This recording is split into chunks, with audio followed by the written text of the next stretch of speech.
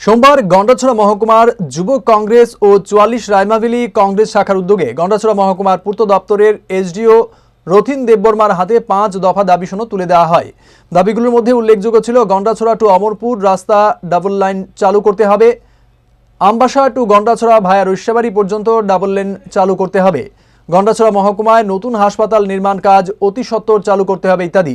স্থানীয় যুব কংগ্রেস সভাপতি বাদল সরকার এ ব্যাপারে তার প্রতিক্রিয়া তুলে ধরেন।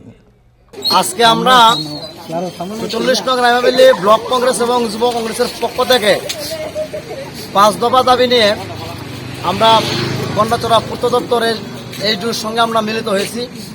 আমাদের ৫ দফা দাবি আমাদের এসডিও সাহেব যুক্তিসঙ্গত স্বীকার করেছেন।